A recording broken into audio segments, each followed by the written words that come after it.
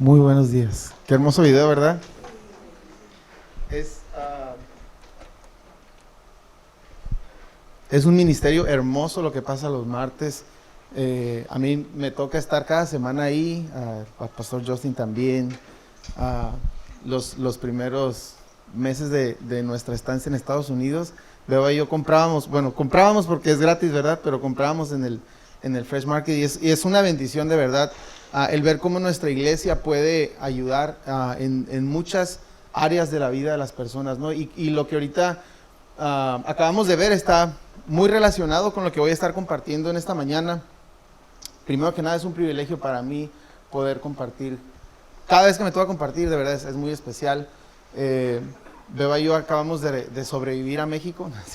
Acabamos de regresar de nuestra casa, después de todos los hechos y todo, hacía como teníamos un poquito de algunas precauciones, ¿no? Pero el Señor es muy bueno y nos permitió ir y regresar sanos y salvos. Ah, Así que si hubiera predicado Justin, posiblemente me hubiera pasado algo. En esta mañana, como saben, nuestra iglesia está en una temporada o estamos hablando de una serie, ¿verdad? De lo que es el legado y estamos utilizando la historia de Nehemías como un ejemplo, como un espejo, ¿no? De cómo creemos que Dios nos está llevando como iglesia te voy a invitar a que vayas abriendo, si traes tu Biblia o si la tienes en el celular, que vayas abriéndola en el capítulo 5. Mi mensaje va a estar enfocado o va a estar rodeando el capítulo 5 de los versículos del 1 al 19. Pero nada más como para ponerte una línea de tiempo, ¿no? Empezamos con Nehemías, él vive en el palacio, lo más seguro es que él, como sabes, el pueblo había sido exiliado de su tierra y pues muchos estaban regularmente sacaban a gente como que era muy inteligente o que eran influenciables bueno, que tenían influencia más bien, y se los llevaban al servicio del rey, los preparaban, pero había un sector del pueblo que se quedaba pues en su ciudad y estaban siendo gobernados. Entonces Nehemías se cree que él nació ya en cautiverio, ¿no? De acuerdo a las fechas, él ya nace siendo, por así decir, esclavo, siendo ya dominado. Él crece dentro del sistema del rey Artajerjes, entonces, bueno, de los reyes, incluyendo Artajerjes. Entonces, cuando él llega a ser el copero del rey, pues él, independientemente de que arriesga su vida en cada comida, tiene un privilegio, ¿verdad? Que es vivir en el palacio, que es estar cerca del rey, que es gozar posiblemente de muchos beneficios que el rey podía gustar, a no ser de que, como les dije, se muriera antes que el rey. Entonces, él vive cómodamente. De pronto, él empieza a preguntar por la tierra de sus padres, de sus antepasados, y se da cuenta de la condición en la que está la tierra. Los muros estaban derrumbados, y de pronto Dios le pone una carga a él, le pone una carga de decir, hey, yo quiero hacer algo por mi tierra, ¿no? Después, él pasa un proceso de llanto, de oración, de ayuno, y de pronto el rey le pregunta, ¿qué tienes, verdad? Porque regularmente, ahora, como te digo, él arriesgaba su vida en cada comida. Yo no hubiera tenido la cara que posiblemente tenía cada día, pero el rey nota que su cara es distinta al resto y le dice, oye, te noto cabizbajo, ¿qué pasa? Entonces Nehemías dice lo que siente, dice, mira, me siento así, así, así, así. Obviamente él ya, como te dije, ya pasó un proceso de oración, de ayuno, de pedirle sabiduría a Dios, y cuando el rey le dice, pues, ¿y qué te gustaría, no? Entonces él le dice, mira, yo te pido que me des chance de ir, ¿no? Dame permiso de poder ir y ayudar y esto. Y de pronto, cuando el rey le otorga el permiso, no solamente es como, ya, tengo el permiso, sino que Nehemías ya tenía un plan, ¿verdad? Él ya le había pedido a Dios un plan. Le dice, gracias por el permiso, pero también me puedes dar cartas para que los guardabosques me puedan dar madera y esto y esto. Entonces él ya tiene todo un plan. Y una de las preguntas que yo te quiero hacer es, si el Señor te preguntara, oye, Josué, ¿qué te gustaría hacer? ¿Tú ya tienes un plan o ya le pediste sabiduría a Dios para que Él te diga qué es lo que tienes que hacer? O sería como, pues no sé, a ver, déjame ver qué puedo hacer, o déjame ver qué puedo pensar. Entonces el rey le dice que sí, le otorga el permiso. Y después llega Nehemías a la región, empieza él a observar, empieza a mirar. Yo me imagino que él empieza a ver como, a ver, quiénes son los líderes aquí, o con quién me puedo ir como afianzando para ir empezando a motivarlos a que durante tantos años se ha intentado levantar este muro y por obstrucciones y por X o Y no se ha levantado. Entonces él empieza a observar. La Biblia dice que él no le dice nada a nadie, sino que él va y observa y mira. Todavía no es el tiempo de compartir el sueño, ¿verdad? O el propósito. Y cuando llega el momento de compartirlo es cuando se inicia la reconstrucción. Empiezan a reconstruir, y como te dije, este intento de reconstrucción ya había pasado muchas veces anteriormente dentro de un periodo de 100 y tantos años. No lo habían logrado por X o por Y, pero lo que pasa es de que cuando Nehemías comienza, está la primera obstaculización, que si no mal estoy enterado, el pastor Justin habló de eso la semana pasada, y vemos cómo gente se levantó en contra para impedir que ellos terminaran lo que se habían propuesto. Entonces hoy, donde estamos retomando, es después de esta obstaculización, y lo curioso es que hoy vamos a ver una problemática muy peculiar, ¿verdad? Porque uno, cuando empieza un proyecto, se espera tener comentarios en contra de todos, menos de su propia gente, menos de su propia familia, ¿verdad? Y si empezamos a leer en el versículo 1 del capítulo 5, dice: los hombres y las mujeres del pueblo protestaron enérgicamente. ¿Contra quién? Sus hermanos judíos. Entonces, el contexto aquí es, el capítulo 5 se describe como un conflicto interno entre los judíos. O sea, no con los enemigos externos, no con la gente que no quiere que se levante el muro, no con la gente que a lo mejor dice, no, ellos siempre se tienen que quedar ahí porque pues son la clase de trabajadores, no sé qué posiblemente cosa puedan pensar, pero no es ellos con los que tienen el problema. Los problemas lo tienen entre los hermanos judíos, ¿verdad? Entonces es muy difícil el nosotros poder, vamos a decir, pelear o combatir con nuestra propia gente, porque hay aprecio involucrado, porque hay identidad involucrada. Entonces la población de ese entonces, hablando de los judíos, no solamente tenían una opresión económica y social entre ellos mismos, ahorita lo vamos a ver por qué. Muchos se habían endeudado con intereses altos para poder sobrevivir. Recuerden que no solamente es como, ya nos dominó una nación y ya, pues ya no tengo que trabajar, me van a mantener aquí, ¿verdad? No. Había que seguir teniendo vida, había que seguir estudiando, buscando trabajo, buscando qué comer, pero ahora obviamente había otro impuesto que tenían que dar, porque ya no solamente tenían su nación y las leyes internas, sino ahora pertenecían, vamos a decir, al dominio de otra nación. Entonces, el abuso del cual vamos a estar hablando hoy no solamente proviene desde un sistema externo, que son los que los están gobernando, sino dentro del mismo pueblo, sus mismos hermanos judíos que tenían más influencia o más poder o más riquezas, estaban provocando el riesgo de una división dentro del pueblo. Y sabes, esto es muy peligroso, porque obviamente tú y yo, al decirle sí al Señor, le estamos diciendo no al mundo.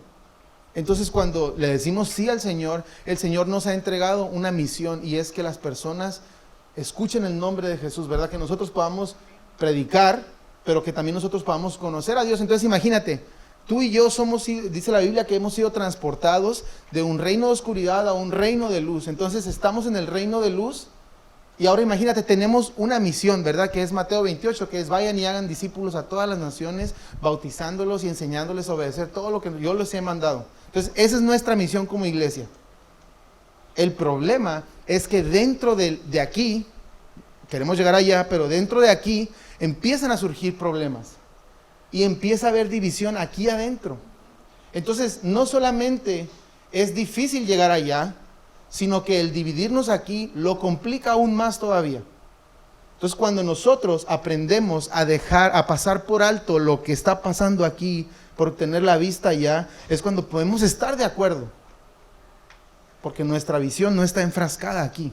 Yo me acuerdo que cuando Beba y yo nos íbamos a casar hace 6 meses, ¿verdad? Cuando nos íbamos a casar hace 8 años, un amigo mío me dijo: mira, Josué, yo te voy a dar un consejo. Lo más seguro es que una vez que te cases, va a llegar el momento en el que no vas a estar de acuerdo con Beba, ¿verdad? No tenía razón, porque han sido muchos momentos, ¿verdad? Pero yo creo que todos lo hemos experimentado. Pero fíjate lo que él me dijo: si tu problema es de aquí para allá, porque va a estar Beba enfrente y tienen una manera de ver una situación, si tu vista está de aquí para allá y de ella de allá para acá, nunca van a llegar a un acuerdo. Porque tú en tu mente y en tu inteligencia tienes razón. Y ella en su mente y su inteligencia cree que tiene razón. ¿No es cierto? Ella en su mente y su inteligencia tiene razón, ¿verdad? Entonces él me dijo, cuando ustedes se den cuenta de que no llegan a un acuerdo, volteen a ver a Dios. O sea, lleven la situación a Dios. Yo, Josué, de aquí para allá estoy en desacuerdo. Beba de allá para acá está en desacuerdo. Pero si nosotros le entregamos o le pedimos sabiduría a Dios, ¿qué pasa? Ahora los dos estamos en acuerdo en algo al menos.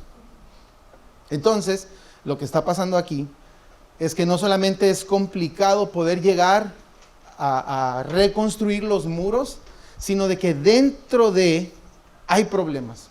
Voy a empezar a leer, otra vez voy a leer el 1 y me voy a ir, puedes ir siguiendo con tu vista. Dice, los hombres y las mujeres del pueblo protestaron enérgicamente contra sus hermanos judíos, pues había quienes decían, si contamos a recuerda, esto es dentro del pueblo judío, si contamos a nuestros hijos y a nuestras hijas, ya somos muchos, necesitamos trigo para subsistir. Otros se quejaban, por conseguir trigo, para no morirnos de hambre, hemos hipotecado nuestros campos, viñedos y casas.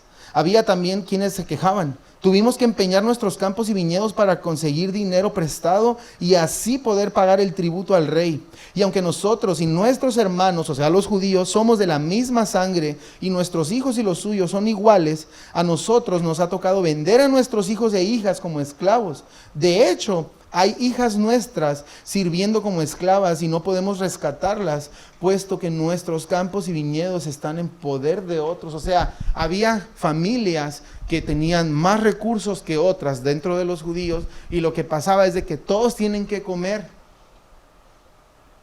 Entonces, ¿qué pasa?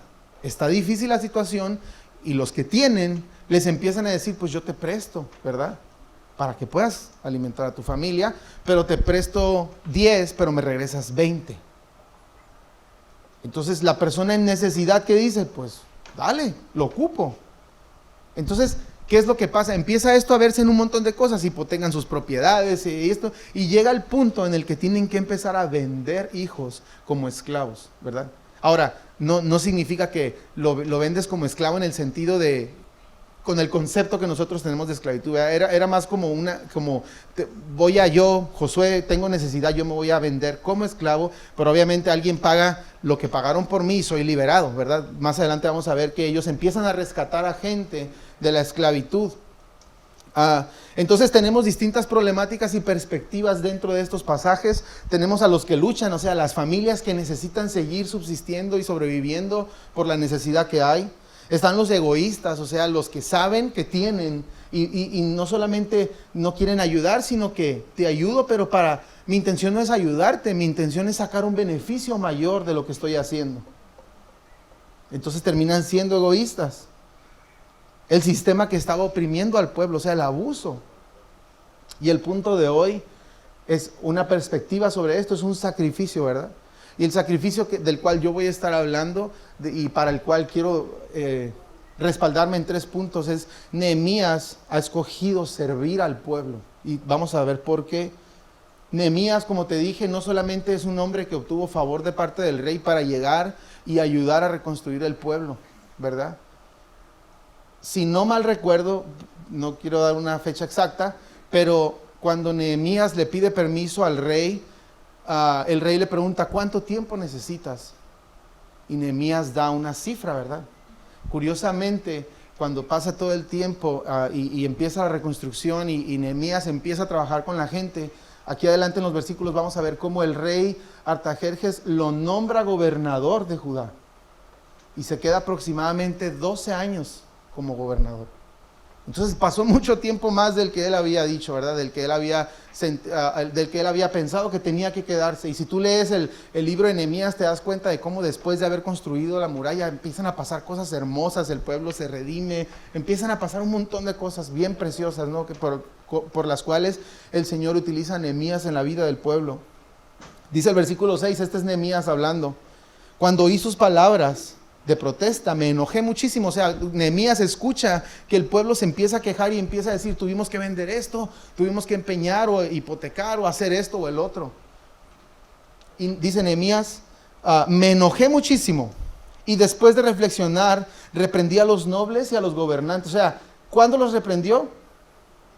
después de reflexionar. ¿Alguien abre su boca después de reflexionar, después de haberse enojado? Te enojas y si eres como Nehemías, reflexionas y después dices, ¿verdad? Yo no creo que lo haga, pero deberíamos de hacerlo. Entonces Nehemías dice, y después de reflexionar, reprendí a los nobles y a los gobernantes. Es inconcebible que sus propios hermanos les exijan el pago de interés. Convoqué además una gran asamblea contra ellos y ahí recriminé. Hasta donde se nos ha sido posible, hemos rescatado a nuestros hermanos judíos que fueron vendidos a los paganos. Y ahora son ustedes quienes venden a sus hermanos después de que nosotros los hemos rescatado. Entonces lo que pasaba es de que una persona se vendía o vendía a alguien como un esclavo, y cuando alguien más tenía la posibilidad económica de pagar su libertad, lo pagaban y el esclavo era libre. Pero ¿qué es lo que pasa? Yo o tú, ¿verdad? Por necesidad familiar dices, ¿sabes qué? Pues mi familia necesita comida, pues yo me voy a ir a trabajar y voy a hacer esto por ellos. Pero llegaba el momento en el que ya no tenían la oportunidad de ser libres, ¿verdad? Entonces Nehemías dice que ellos empiezan a liberar a gente, a lo mejor empiezan a pagar por uno, por el otro y así, empiezan a liberar a gente. Y luego dice, versículo 8, y ahí recriminé hasta donde se nos ha sido posible, hemos rescatado a nuestros hermanos. Y me voy al 9, yo añadí, o sea, Nehemías, lo que están haciendo ustedes es incorrecto. O sea, el sistema que los judíos llevaban entre ellos mismos es incorrecto. No deberían caminar en el temor de Dios y evitar así el reproche de los paganos, de los paganos nuestros enemigos. O sea, no deberían ustedes de ser distintos, porque ¿qué es lo que está pasando? Les dices, ustedes deberían de caminar bajo el temor de Dios y así evitar el reproche de los paganos. O sea, y así evitar que los paganos dicen, mira, y eso que son el pueblo de Dios.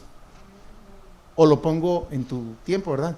Y eso que es cristiano, ¿verdad?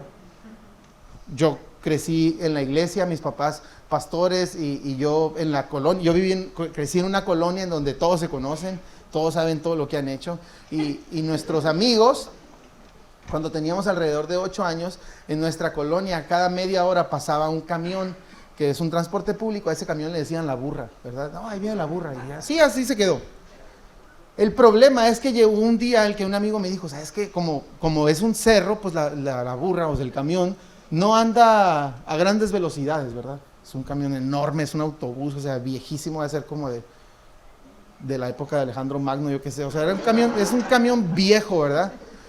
Y lo que pasaba es que el camión pasaba cada media hora y nosotros pues pasamos de hacerle travesuras, de aventar, bueno, no voy a decir nada porque está grabando, pero hacíamos travesuras, hasta que un amigo dijo, oye, ¿y si nos colgamos del camión? ¿Verdad? Entonces empezaba a pasar el camión y pues, ¿verdad? Te prendías ahí de la defensa como podías y ahí ibas, y te ibas riendo. Y de pronto nos empezaba a ver alguna señora vecina que no le gusta comunicar las cosas ajenas, y de pronto dice, mira, y eso que es el hijo del pastor. Y yo así, señora, usted es hija del diablo, y nadie dice nada. No es cierto. Pero me decía, y eso que es el hijo del pastor. Ahora, qué cruel, ¿verdad? Pero tenía razón. Tenía razón, doña Amalia. No, es cierto. Tenía razón.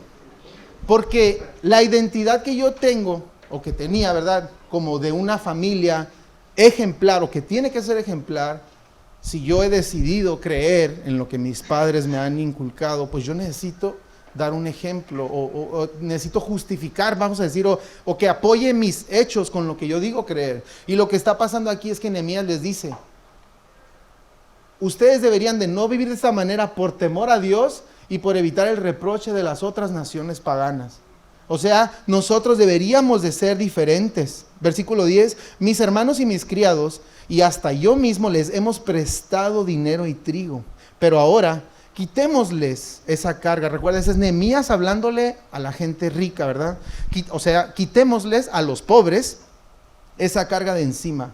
Y a mí me fascina porque Nehemías es una persona que, aunque no es razón o razón de la problemática, él se incluye en las problemáticas. Y la verdad es que uno no va a poder brindar la solución hasta que no seas parte del problema. Porque muchas veces no comprendemos realmente lo que la gente está viviendo, sintiendo o pasando, ¿verdad? Porque no tenemos la capacidad de comprender lo que se siente estar en tal lugar, o en tal trabajo, o en tal situación. Y es fácil desde afuera decir, no, mira, haz esto. Pero no sabemos lo que se siente. Y Nehemías se involucra en la problemática, se involucró en la reconstrucción de un muro que no tiene nada que ver con él. Y ahora se está involucrando con una bola de ricos que tampoco tienen nada que ver con él. Y sin embargo él dice, quitémosles. O sea, él se incluye en la problemática. No dice, hey, ustedes deberían de hacer, no, deberíamos de hacer esto. Entonces, dice el 11, yo les ruego que les devuelvan los campos, los viñedos, los olivares y las casas, y también el 1% de la plata, del trigo, del vino y del aceite que ustedes les exigen a ellos. Y fíjate, la respuesta de los ricos es, está bien, respondieron ellos. Qué fácil, ¿verdad? Qué fácil es que alguien te diga, mira, yo creo que estás mal porque eso que estás haciendo no es caminar bajo el temor de Dios, y que tú digas, está bien, tienes razón. Es más fácil decir, no, tú no sabes, yo esto y así. Pero ellos dicen, está bien, haremos todo lo que nos has pedido. Se lo devolveremos todo sin exigirles nada. Y entonces, Nehemías, llamé a los sacerdotes y ante ellos les hice jurar que cumplirían su promesa. Luego me sacudí el manto firme y dije, así sacuda a Dios y arroje de su casa y de sus propiedades a todo el que no cumpla esta promesa. Así lo sacuda y lo deje sin nada. Toda la asamblea respondió, amén, ¿verdad? Así sea. Entonces alabaron al Señor y el pueblo cumplió lo prometido. Yo, como te dije, Nehemías viene toda su línea de tiempo en la cual él se viene metiendo en la problemática para poder ayudar a su pueblo o al pueblo de sus antepasados, que es su pueblo, pero le conlleva hacer sacrificios, ¿verdad? Porque sacrifica su buen empleo, su buen modo de vida, su esto, su el otro por hacer eso. Entonces yo quiero hablarte de 3 características que suceden o que pueden suceder, obviamente puede haber muchas más, pero quiero hablarte de 3 que pueden suceder cuando tenemos un legado o Dios nos está llamando a tener un legado divino, un legado por parte de Dios. El primero es el sacrificio, o sea, cuando Dios te llama a ti, Josué, pon tu nombre, a que comiences a formar un legado que viene de parte de Él. Recuerda, cuando algo viene de parte de Dios, cuando nosotros vamos a un lugar de parte de Dios, se supone que vamos en representación de Dios. Nosotros somos embajadores, ¿verdad?, del cielo en la tierra. Significa que venimos a representar el cielo, significa que yo vivo bajo los valores del cielo, no bajo los de la tierra. Entonces significa también que debo de vivir conforme al cielo y no conforme a la tierra. Entonces el primer sacrificio es la aprobación humana. Nosotros tenemos que aprender a sacrificar la aprobación humana. Yo tengo una pregunta para ti. Si Dios es quien te ha aprobado a ti, ¿por qué buscar la aprobación de alguien más que no es Dios? Dios es quien te ha aprobado, no las personas. Si tú vives bajo la aprobación de las personas, tú vas a ser tan bueno como la última persona que te ha aprobado. El día que la siguiente persona te desapruebe, ya dejaste de ser bueno. A mí me pasó una situación muy curiosa cuando yo tenía como 9 años. Para los que no saben, ahora parte de lo que yo hago es, yo grabo música, a mí me encanta grabar. Pero en aquel momento tenía como 9 años, ¿verdad? Y hasta ese punto de mi vida, yo consideraba que pues tocaba bien y así, lo que sea, ¿no? Pero llega el momento en el que termino en un estudio de grabación por alguna razón. Mi intención no era intentar grabar, mi intención no era esa. Lo curioso es que a los 9 años terminé en un estudio y por alguna razón me dijeron, pues vamos a ver si José, pues para que grabe el Josué. Entonces intento y no puedo grabar.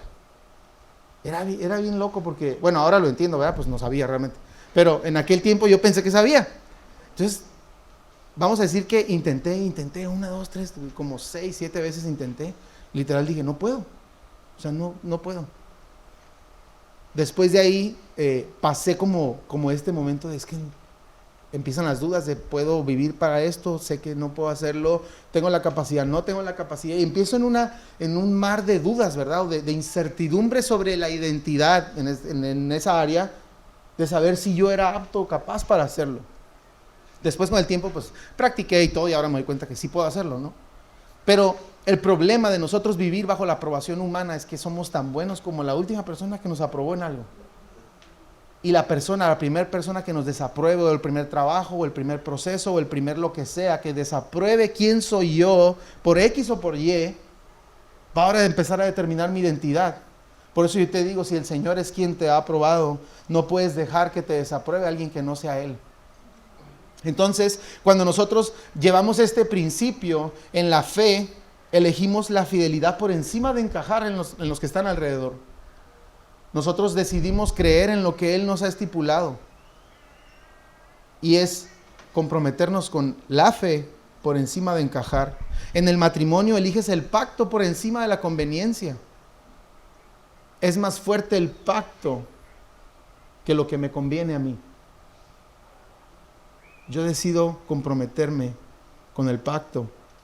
En la crianza de los hijos elegimos el legado espiritual que vamos a dejar en ellos por encima de las expectativas culturales. Yo sé que todos tienen la intención de dejar algo mejor para sus hijos, y es algo bueno, pero no hay nada más sólido y seguro que les puedas dejar si no es un amor por Jesús. Es importante una herencia, todo lo que quieras hazlo. Pero si tienes que elegir uno, siempre va a ser más importante dejarles un amor por la palabra, un amor por nuestro Dios. Eso es lo que les va a asegurar todo su futuro. Cualquier cosa material que tú les puedas dejar ahora los va a ayudar por algunos años. Pero dejarles un amor por el Señor les dejará toda una eternidad. Y aún si hubiera necesidad física o económica, el comprender la mentalidad del reino los hará enfrentar las situaciones con una mentalidad totalmente distinta. En el liderazgo elegimos la integridad por encima de la popularidad. Es más importante ser íntegro que ser conocido. Cuando se trata de la generosidad, elegimos la inversión eterna por encima de un estatus social. El estatus social representa los placeres momentáneos, ¿verdad? Y sabes, a veces la iglesia pierde su tiempo buscando un placer eterno y olvida una gloria eterna, un placer momentáneo y olvida una gloria eterna.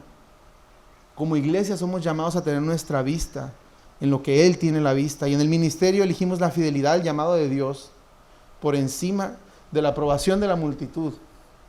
Proverbios 29:25 dice: temer a los hombres resulta en una trampa. No podemos depositar nuestra confianza en los hombres, necesita estar en el Señor. Entonces la primera cosa que debemos de sacrificar es la aprobación humana. Seguimos leyendo el versículo 14, dice: desde el año 20 del reinado de Artajerjes, cuando fui designado gobernador de la tierra de Judá, hasta el año 32, es decir, durante 12 años, ni mis hermanos ni yo utilizamos el impuesto que me correspondía como gobernador. En cambio, los gobernantes que me precedieron habían impuesto cargas sobre el pueblo, y cada día les habían exigido comida y vino con un valor de hasta 40 siclos, que eran como 11 gramos de plata aproximadamente. También sus criados oprimían al pueblo. En cambio yo, otra vez, por temor a Dios, no hice eso. Recuerda que Nehemías le dice al pueblo: deberían de no vivir de esa manera. ¿Por qué? Por temor a Dios. Y de pronto dice: los que estuvieron antes de mí les ponían cargas a nuestros hermanos, pero yo, siendo gobernador, que tengo derecho a recibir esos impuestos, ni mis hermanos, ni yo, o sea, ni mi equipo, ni yo, decidimos aceptarlos. ¿Por qué? Por temor a Dios. Ahora, la cosa no es que recibirlo está mal y Dios no quiere que lo reciba, no. La cosa es que en ese momento había una necesidad entre hermanos. Y es más importante suplir la necesidad de hermanos que recibir lo que yo merezco. Es más importante eso. Entonces el segundo sacrificio del cual yo te quiero hablar es el sacrificio de la preferencia personal. Es que yo prefiero esto, es que yo quiero esto. Para mí es mejor esto. Nehemías tenía derecho de usar el impuesto que le correspondía, pero no lo hizo por temor a Dios. Y sabes, muchas veces el temor a Dios nos llevará a hacer cosas que naturalmente no hubiéramos hecho, aunque no se vean incorrectas. ¿Por qué? Por temor a Dios. El otro día, cuando estábamos en Ensenada, íbamos manejando mi hermano, mi otro hermano, un amigo y yo, íbamos así, íbamos a ver un partido de fútbol, si les gusta el fútbol, arriba el París. Entonces, íbamos a ver un partido de fútbol y llegamos a un semáforo en donde estaban trabajando, imagínense una cruz, estábamos aquí, este carril estaba cerrado, entonces podía circular para allá, derecho, pero no para acá. Entonces llegamos y estaba en rojo, ¿verdad? Estaba en rojo nuestro semáforo, no había nadie en la calle y había quién sabe qué tapando la calle, ¿verdad? Y era como, llegamos y nos paramos y era como, está en rojo, y primero estás como, bueno, está en rojo, pero después empiezas a ver y dices, pues no hay nadie, o sea, ¿qué estás esperando? Dale, nadie puede cruzar. Y el que iba manejando dijo, no, nosotros tenemos que respetar eso. No era yo el que iba manejando, ¿ok? Por si pensaban que no era yo. Todavía hay 3 opciones. No les voy a decir quién era yo. Entonces hay una de 3 opciones que yo pude haber dicho, dale, ¿qué importa, verdad? Pero no sabrán, así que no juzguen, ¿verdad? Entonces la otra persona dice, no, es que sería incorrecto hacerlo. Y yo me quedé así como,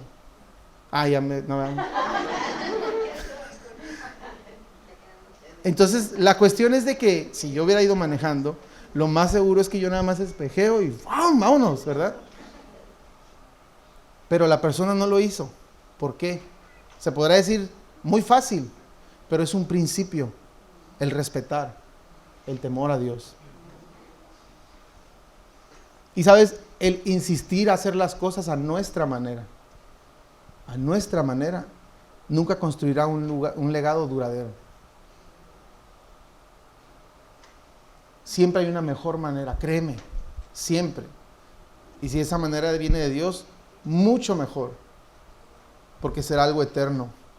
Y sabes, algo que me encanta de nuestra iglesia es que el legado de esta iglesia se ha logrado porque personas han estado dispuestas a caminar, a invertir y a servir por temor a Dios por encima de sus preferencias personales. Por encima de sus preferencias personales. ¿Y cuál es la razón por la cual hacemos eso? Porque hay una causa más grande que tú y que yo. Imagínate que yo llegue al ejército y estamos a punto de entrar ahí a una guerra o lo que sea. Yo digo, no, fíjate, deberíamos irnos por allá. Hay una causa más grande que yo. No, antes de meternos ahí deberíamos de llegar a un Oxxo por unas sodas y no sé qué.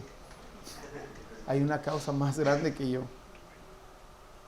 Te voy a invitar a que veamos juntos este video y es de 2 personas de nuestra congregación y ejemplifican lo que es el servicio y el amor y el temor a Dios. We grew up in Christian homes, and we had friends who came here to Calvary and said, you need to come and try Calvary. Come on over. Yes, felt so at home right from the very beginning. It was really something. It'll be our home for the rest of our lives. When we first came to Calvary, Larry DeWitt was the senior pastor. You go there on Sunday mornings, and that's what everybody that's Christian does, is they go to church on Sunday mornings. And yet Calvary made serving Jesus and talking about him life, not just going to church on Sundays. What Larry said was, make much of Jesus. Yeah, 7 days a week. That was just an expanding thought that my whole life was about him. I became involved with a Bible study for 40 years. I've been a part of this and been in leadership for that whole period of time. I was able to take a lot of the things that I was hearing on Sunday to my Bible study group on Wednesdays. And then you do the lesson every single day. You're just immersed in the Word, and it makes a difference in your life. Started in the warehouse across the street, basically. We kind of sat up in the balcony so Pastor Larry wouldn't walk over and put a microphone in our face. He walked up and down the aisles and he would ask questions of people. But after a while, we said, oh, wait, that's not the way it works. They had a crossing over Jordan event where we walked from the old building to this building. My hobby was flying light planes, and I flew the plane and took stills, and a friend did the video work. I was so excited to be giving in a way that I could. Well, Tom, we made it. See to death one more time.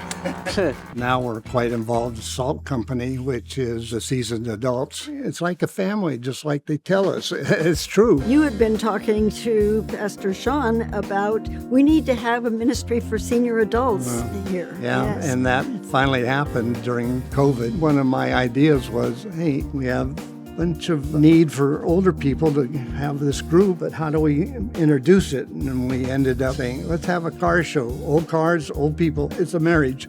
And that's how our car show got started. Instantly got other volunteers, and now we're coming up this June on number 4. We have over 300 cars and 2,000 people coming on campus now. Pastor Dick has made our Sunday meetings, the Salt Company, so fun, interesting. We love the fact that he says you never retire as a Christian. You're always serving the Lord and have work to do, but you don't necessarily continue your job, but you come and serve the Lord. You always have a job. Oh, and he also says that they don't card people at the door. So if you're 58, you can come in. No, even if you're a young adult, you can come in. Yeah, it's marketed as 60 plus, but there's no limit on who we will take. I am also part of the care ministry. Recently, the care pastor gave me the name of someone's like once a week meeting, and you talk about the Lord, or you listen. What happened to this woman, and I'm not going to tell you much, was so devastating. When he described to me, I went like, I don't think I can handle that. And I felt so sad that I couldn't. And he says, that's fine. I'll find somebody. And that night I was praying, Lord, what do I do with this? I felt so bad that I said no. He says, you can't do that, but we can together. It was the biggest blessing. She and I met. I said to her, have you ever asked Jesus to come into your heart? And she looks at me and goes like, no. I said, well, he loves you. She says, but I'm so unworthy.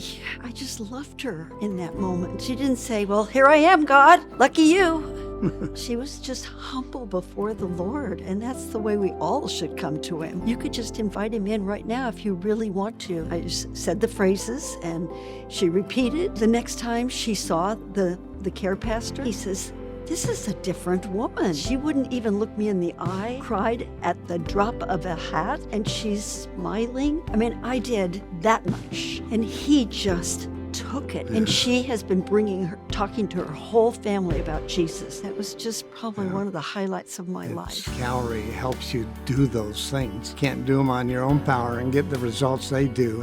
God has to be in it. Well, that's one of the mottos is something so big is doomed to fail unless God is in it. Things succeed here. So there's a lot of vision, yeah, a lot of vision. You get to be a part of that. He saw me before he created the universe. He saw me when he was on the cross. In heaven, he's going to say, come on home. I got a good place for you. Love for a lifetime and Yeah. beyond. How can you not love that kind of a Lord? It's impossible not to. Todo lo que hacemos en la iglesia, todo lo que hacemos como iglesia, cuando lo hacemos juntos es cuando puede tener un impacto eterno y pueden cumplirse muchas de las metas que nos proponemos, ¿verdad? Entonces, el siguiente, para terminar este sermón, quiero seguir leyendo a partir del versículo 15. Dice, en cambio yo, recuerden que venimos de Nehemías habiendo regañado o les había llamado la atención a los nobles y a los gobernantes. Después dice, yo que era gobernador, yo no tomé lo que me pertenecía por esto y por esto y por esto, por temor a Dios. Dice el 15, en cambio yo, por temor a Dios, no hice eso. Al contrario, tanto yo como mis criados trabajamos en la reconstrucción de la muralla y no compramos ningún terreno. A mi mesa se sentaban 150 hombres, entre ellos judíos y oficiales, sin contar a los que llegaban de países vecinos. Era tarea de todos los días preparar un buey, 6 ovejas escogidas y algunas aves, y cada 10 días se traía vino en abundancia. Pero nunca utilicé el impuesto que me correspondía como gobernador, porque ya el pueblo tenía una carga muy pesada. Entonces, el tercer y último sacrificio o tipo de sacrificio que yo creo que podemos, al cual podemos hacer cuando Dios nos llama a tener un legado, es el sacrificio de tesoros terrenales. Es bien difícil el nosotros poder ignorar, ¿verdad? Que cuando estamos trabajando, cuando estamos haciendo planes, es obvio que queremos tener un buen futuro. Como te dije hace ratito, queremos dejarle un buen futuro a los que siguen después de nosotros. Y está súper bien, pero eso nunca puede ser más importante que dejarles un amor por el Señor. Nunca. Nunca puedes sobrepasarlo. El sacrificio de tesoros terrenales. Hebreos 13:16 dice: no se olviden de hacer el bien y de compartir con otros lo que tienen, porque esos son los sacrificios que agradan a Dios. Desgraciadamente muchas personas terminan no queriendo compartir lo que tienen, ¿verdad? Porque lo quieren para sí, lo quieren para su seguridad, para su bienestar y su futuro, pero se olvidan de que hay personas que están necesitando, y es lo que le pasaba a los gobernantes.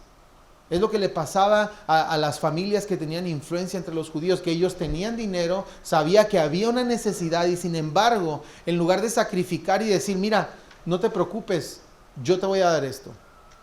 No solamente solvento tu necesidad, sino que ahora te pongo una carga por encima.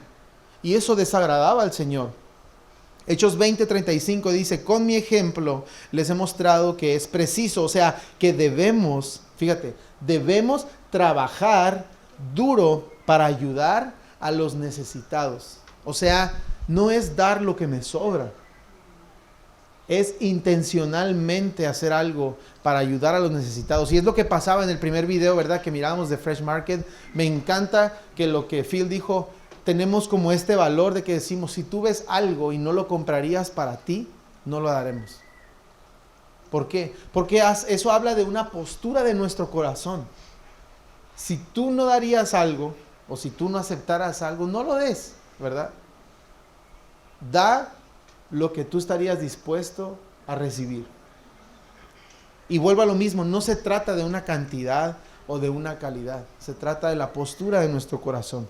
Y recuerda todo esto, la vida, ¿verdad? Aquí estamos hablando de la temporada de Nehemías, pero yo te quiero poner esto presente. No solamente se trata de ti, no solamente se trata de tu problema o de tu situación o de lo que necesitas hacer, no.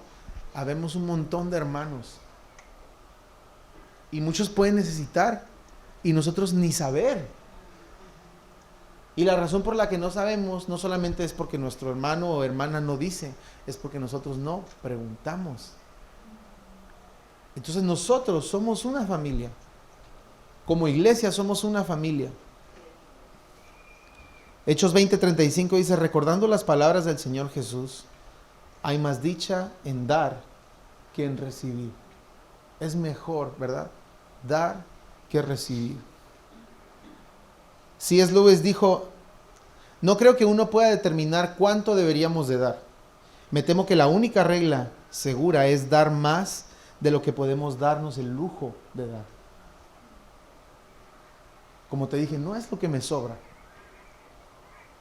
Y tenemos que pedirle a Dios que nos ayude a no vivir con nuestra mentalidad aquí, sino con nuestra mentalidad y vista allá. Versículo 19 dice: recuerda, Dios mío, todo lo que he hecho por este pueblo y favoréceme. Favoréceme con el pueblo. Mientras pasa el grupo de alabanza, a mí me gustaría cerrar este tiempo con un tiempo muy especial. ¿Sabes? El amor no se mide por lo que sentimos. El amor se mide por lo que nosotros damos. Juan 3:16 dice, porque tanto amó Dios al mundo, que dio a su único Hijo, para que todo el que cree no se pierda, sino que tenga vida eterna. O sea, la prueba del amor de Dios se vio reflejada en lo que dio para nosotros. No solamente dice, no, yo te amo, yo los amo. No, la manera en la que los respaldó fue dando.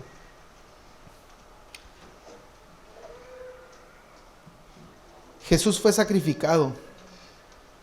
Jesús fue nuestro sustituto. Y sabes, hay una frase que cuando yo la comprendí, de verdad cambió mi mente, cambió mi postura, cambió mi corazón. Y todos hemos escuchado, Jesús vino a morir por ti, ¿verdad? Y sí es cierto. Pero más que eso, Él vino a morir en lugar de ti. Es fácil mirar a Jesús como, este superhéroe que vino y me salvó, ¿verdad? Como cualquier otro superhéroe en una película. No. Él no solamente vino a morir por ti y por mí, vino a morir en lugar de ti y de mí.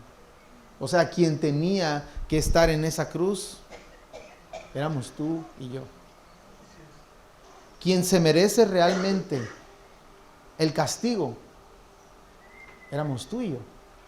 Sin embargo, Jesús viene y Él dice, denme el castigo a mí, por amor a ellos. Por amor a ellos. Y vuelvo a la pregunta del principio, si Dios ya te ha aprobado a ti, no pierdas el tiempo buscando la aprobación de los demás. No gastes tu vida tratando de ser aprobado por la gente. No sacrifiques lo que el Señor te ha mandado a ti. No sacrifiques la devoción que tú tienes por temor a Él, por quedar bien con los demás. No tengas miedo en hacer cosas que naturalmente se mirarían como, ¿por qué estás haciendo eso? ¿Qué tanto haces en la iglesia? ¿Qué tanto vas a la iglesia? ¿Qué tanto das a la iglesia? No dejes que eso desvíe tu propósito eterno y el legado al cual el Señor te quiere llevar. Me gustaría que cerraras tus ojos para terminar este tiempo. Y que medites un poco. ¿Cuál de estos 3 sacrificios es con el que yo estoy batallando? ¿La aprobación humana? ¿El hacer las cosas a mi manera? ¿O estoy muy enfrascado en querer lograr tesoros terrenales?